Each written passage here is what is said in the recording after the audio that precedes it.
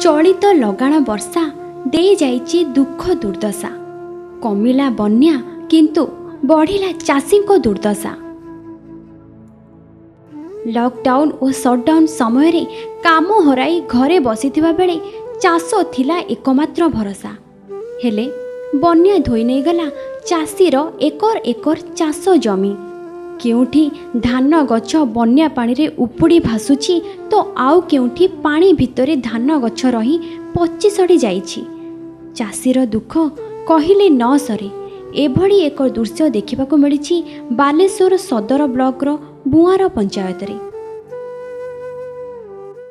सब लोन आनी कर सोसाइटी ऑफिस सब चलीगला केमी देमी बर्तमान हाँ छुआ 8टा छुआ आम स्वामी स्त्री दीज चलू केमी मोर से चिंता आउ सार किसी कथा ना यही लोन फान करते छाड़ हो जाऊ आगू केमी भविष्य को लोन मिल से व्यवस्था हो आम चाषबास करूँ आबू शांति चाष करते गरीब दुखीला लोक आम क्षुद्र चाषी कर्ज दाम देन धार करी लोन लान करी कर्ज करी कुरा करी आम चाष करते आमर चाष तो 7-8 दिन बन्यार बुड़ी रहा आमे वो पानी बुड़ी रही तेणु आम फेर पुणी जे चाष करवा केमिति अर्थ अभाव रोध कर सरकार तरफ एगुला किसी छाड़ हो कि पुणी फेर लोन लान दौंती आम परिवार संभाल आम तो।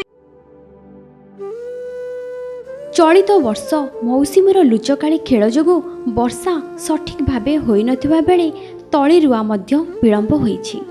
चाषीक आशा आकांक्षारे पानी चढ़ीथिला जेतेबेले लगाण वर्षा बन्यार रूप नेइथिला आउ उजाड़ी देइथिला तार चाष जमी। ऋण करी चाष करिथिबा चाषी किपरि से ऋण को सुझिब से नै चाषीर मुंड व्यथा।